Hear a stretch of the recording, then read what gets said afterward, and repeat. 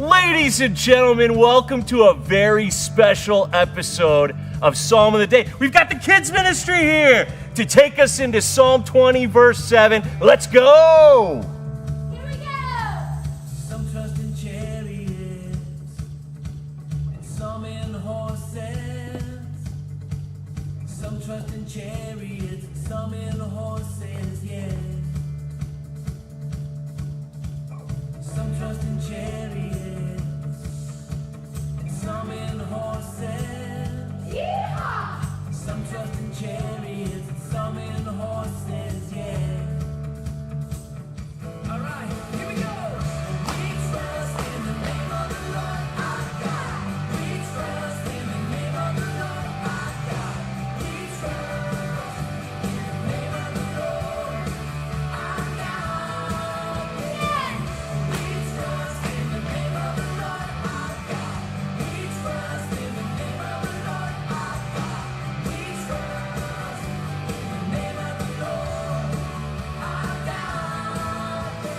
Some trust in chariots. Where are all the kids? Come and dance with us! Some trust in chariots and some in horses, yeah. That's right. Some trust in chariots and some in horses. Yeah. Some trust in chariots and some in horses, yeah. Sing it out together. Here we go. We trust in the name of the Lord our God. We trust in the name of the Lord our God. We trust in the name of the Lord our God. Yeah. We trust in the name of the Lord our God. We trust in the name of the Lord our God. We trust in the name of the Lord our God. Yeah. We trust in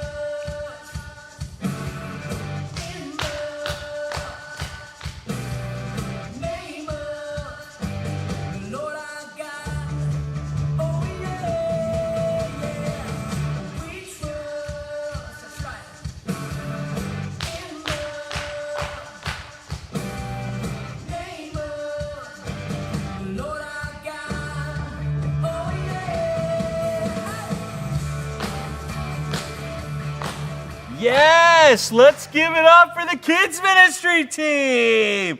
Yes, thank you, Miss Bree and the ladies. I hope that song gets stuck in your head today. And I love this verse, Psalm 20, verse 7. And I invite you to open up your book of Psalms and look at it with me.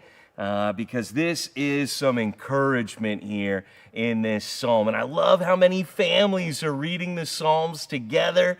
So hopefully you can watch this video a few times if you got some kids and learn all the moves if you don't know them already. But as soon as I read today's psalm, I thought of that kids ministry song. And what a cool thing to have them here doing it live for us here on this Friday Psalm of the Day. But this is a psalm that's about the king. And it's like the people are praying for the king. May the Lord be with the king, because it's kind of like as the king goes, so goes the people.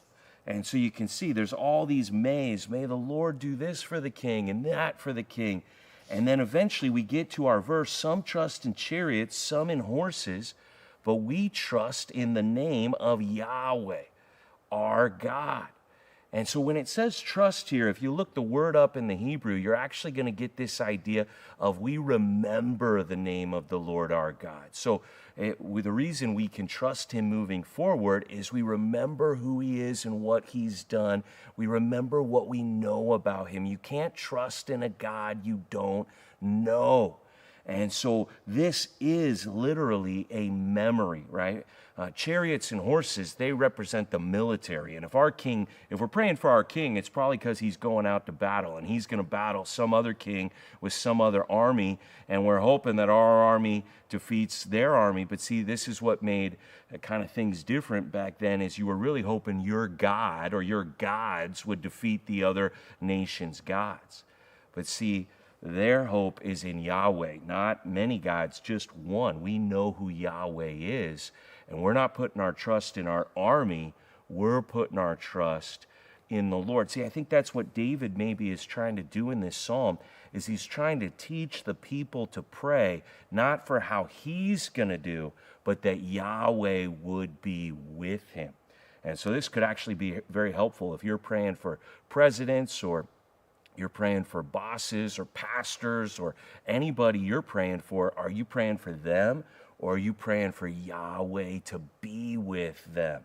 That's, I think, why David wrote this, is he wants them to not just think about what he's going to do in the battle, but how the battle belongs to Yahweh. And so we should ask him to be with the king. And David, what he's doing here is he's taking them back to Exodus 15. So let's leave the Psalms and let's go back. Remember, the law is the Bible that David had. And as we read through these Psalms this time, what's really popping off the page to me is how much David was really meditating on God's word, and it meant so much to him. And so in Exodus 15, you get the song that they sang in victory when the Egyptian army was drowned in the sea, because the people of Israel walked across on dry ground when God parted the Red Sea. But then the waves and the water came crashing down on the Egyptians, the chariots and the horses. Or sometimes here in Exodus 15, it'll say the horse and the rider. But if you go to Exodus 15:19, this could literally be the verse that David was singing that inspired him to write Psalm 20, where it says, "For when the horses of Pharaoh with his chariots and his horsemen went into the sea, Yahweh brought back the waters of the sea upon them. But the people of Israel walked on dry ground in the midst of the sea." So yeah, Egypt had a much mightier army than Israel. Israel didn't really have an army. They're just slaves leaving Egypt. They wouldn't have been able to defend themselves. No self-defense was necessary, because Yahweh won the battle when he threw the chariots and the horses of Egypt into the sea. And so they've got this great song. The original Kidsmen dance team here is Miriam with the tambourine, and they're getting down here with the Israelites. And I will sing to the Lord. If you go back to the beginning of Exodus 15, they sang this song to Yahweh. I will sing to Yahweh, for he has triumphed gloriously. The horse and his rider he has thrown into the sea. Yahweh is my strength and my song, and he has become my salvation. This is my God, and I will praise him, my father's God, and I will exalt him. Yahweh is a man of war. Yahweh is his name. I guarantee you that this is a song that David knew, and it inspired him to write some of his own songs. So if you want to pray for the king when he goes to battle, David's teaching the people, don't just pray for the king. Pray that Yahweh will be with the king, because we need to remember we didn't win by horses. We didn't win by chariots. We won because of what Yahweh did. And so you need to have thoughts about Yahweh that you're ready to bring to mind so that you can trust him, right? That's the whole idea here, is what are you going to remember? And this same word for remember, if you go back to Psalm 20, it starts earlier in this psalm, verse 3, may God remember you. That's what you're praying for. May God remember you. And then later on, it talks about we need to remember the Lord. And specifically, it mentions the name. Now, it's interesting because in Hebrew, the word for name is shame. So that might be something you can remember because they rhyme. But here the idea is the name of Yahweh is all who Yahweh is, right? So what are some of the attributes that you know are true about Yahweh? What are some of the things Yahweh has done that has proven his character? What are some of the promises that Yahweh has made that you believe he's going to do? That's all tied up in his name. Who he is, what he says. That's what we mean by this idea of the name. So notice if you go back to verse 1, it says, may the name of the God of Jacob protect you. May all that the God of Israel is protect you. Or you can see in verse 5, it says, may we shout for joy over your salvation, and in the name of our God set up our banners. So when you think about God, what are the things that come to your mind? I guess more specific way to say it would be, what are the scriptures you're going to remember that will help you trust in God today? If we're going out to a new battle, if we're going out to a new challenge, what has Yahweh already proven to us that we can remember so we can trust in his name as we go into today? So we want you to leave a comment down below of the verse. Some people call them fighter verses, battle verses. What are the things, and not just a verse that gives a good promise, but a verse that says something about Yahweh, or a verse that quotes something God says. So a thought about who he is, a thought about his name. And you're like, yeah, I'm going to remember that thought about him as I trust him for whatever I'm facing today. So if you leave that verse in a comment down below, you can win. I got 5 copies of this book that I'm going to give away based on today's video. This is a shepherd's look at Psalm 23. If you've never read this book before, it's one of the real delights, because a guy who's both a pastor and an actual shepherd goes through Psalm 23, and he gets you kind of thinking about sheep in a way city slickers like us wouldn't know about. And so I'm giving away 5 copies of this book based on comments on this video. And it's really exciting. I'm pumped about this book because we're doing Psalm 23 next week here on Psalm of the Day.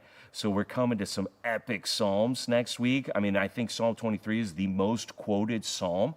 That's going down next week. And what's really awesome is, in God's timing, in Mark this weekend at church, Jesus, when he looks on the crowd, he has compassion on them because they are like sheep without a shepherd. So we're going to get to talk about Jesus being our shepherd in the services this weekend.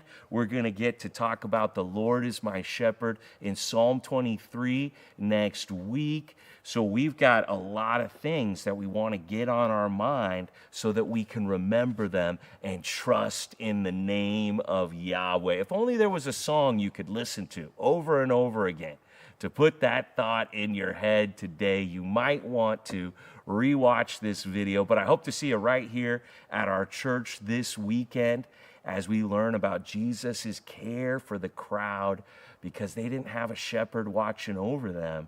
And so get ready for Shepherd Week, basically, both at church and in Psalm 23. So we'll give away a shepherd's look at Psalm 23 if you leave a comment down below. I really do feel like as we go through the Psalms, the thought of God is becoming more clear in our minds. And so I hope to see you and keep reading the Psalms with me, because it's time to know God.